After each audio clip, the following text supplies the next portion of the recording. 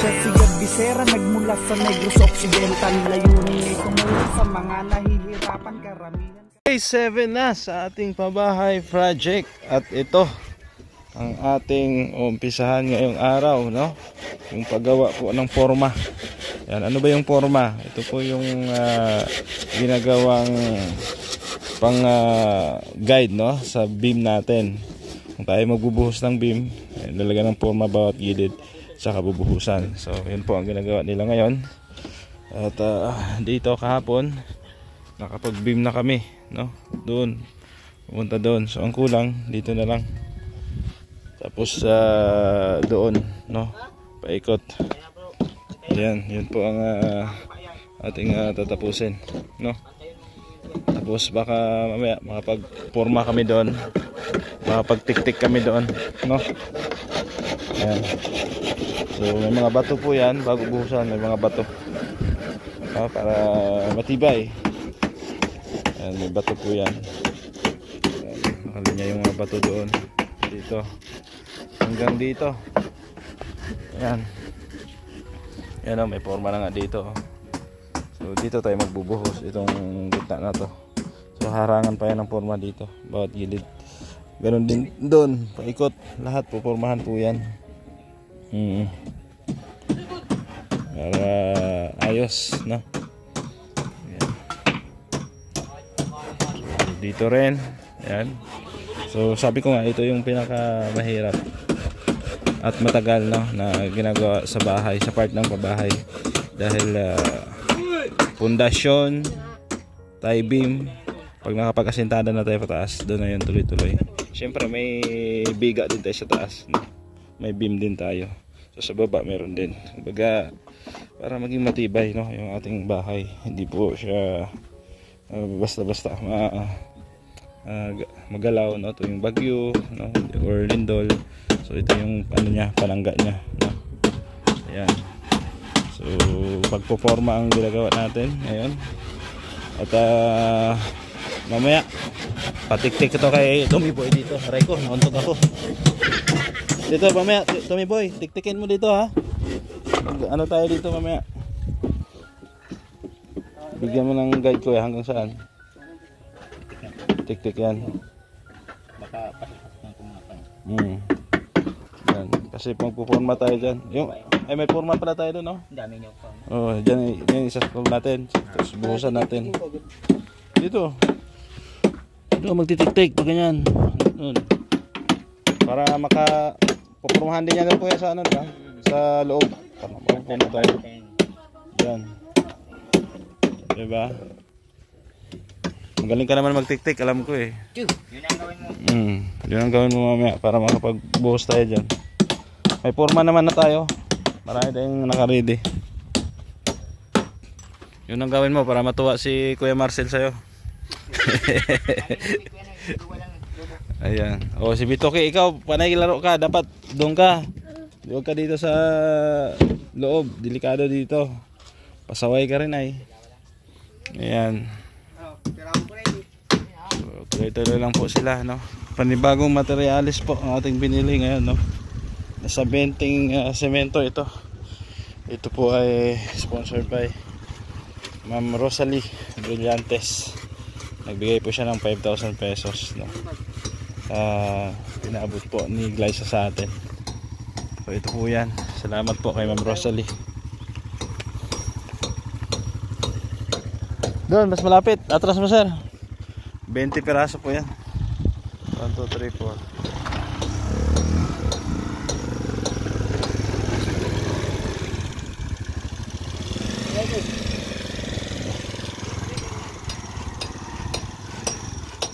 Yan, okay yan.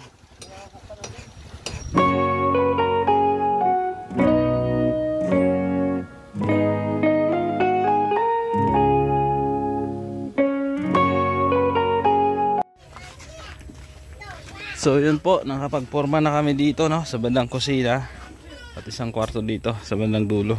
So magbubuhos kami ngayon. Yan, sana Lord, huwag niyong paulanin.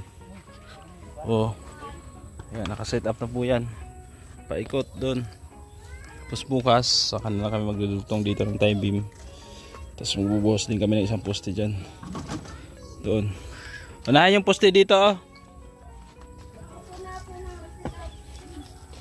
Sabay na natin. Yan po.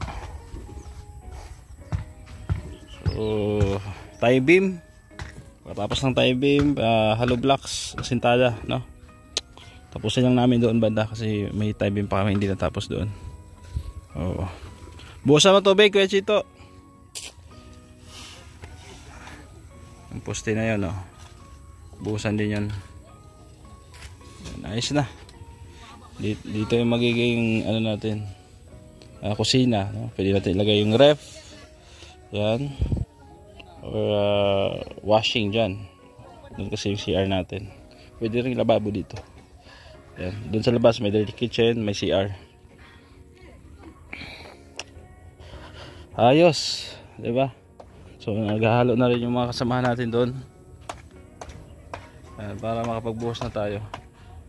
Ayan. Meron tayong extra dito. Si Jello Boy. Ayan oh. Skill din ito kasi may project daw ito ay. Oo.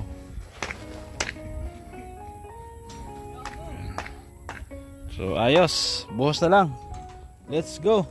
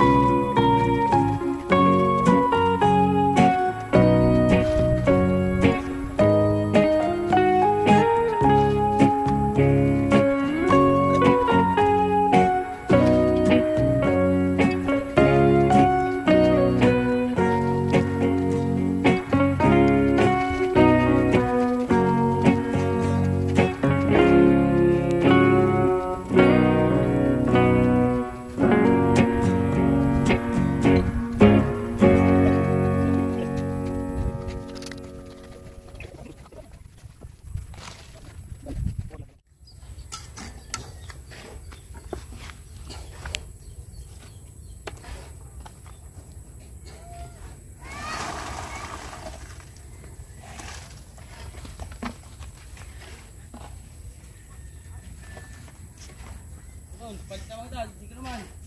Palitan ito na. King. Ano naman doon? Ang kwartig kita lugi. Ito mga pag-alap. Tama.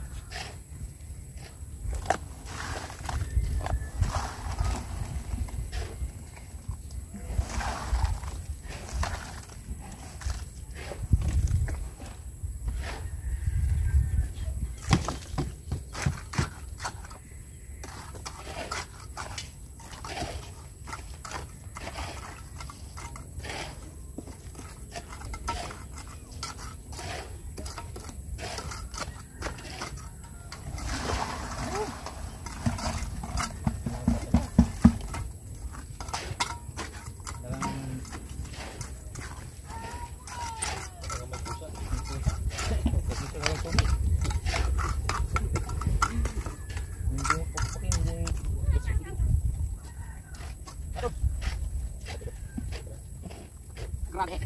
Sani.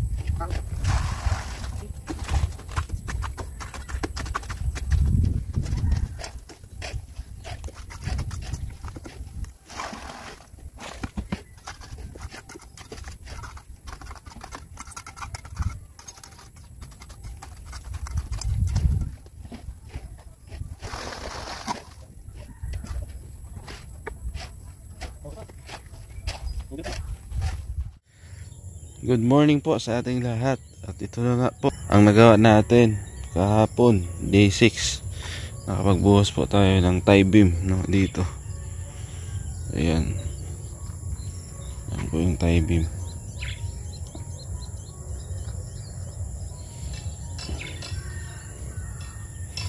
Medyo inulan lang pero natuyo naman. Ayan, okay naman. Ayan po. Ang tie beam po natin. Grabing buhos namin. Nakatatlong halo yata kami kahapon. Ayan dito. So ang susunod namin gawin ay mag-ano na lang, no? Maggawa ulit ng tie beam dito.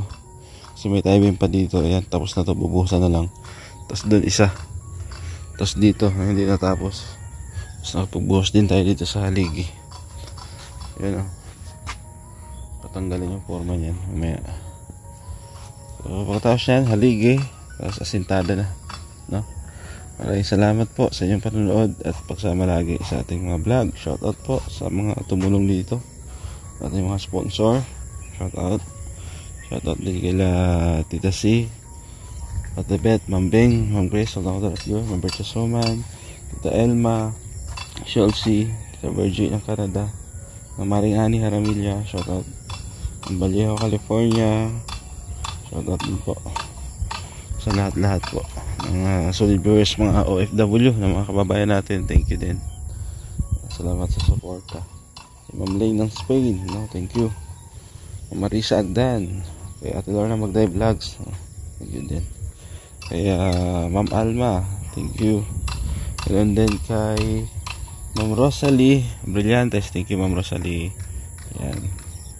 So, support kay Kuya Bal Santos Matubang at Edna Kalinga Prab sa inyong lingkod, Gab Becerra. Thank you. Paalam po muna pansamantala. Bisera nagmula sa Negros Occidental, layunin ay tumulong sa mga nahihirapan karamihan.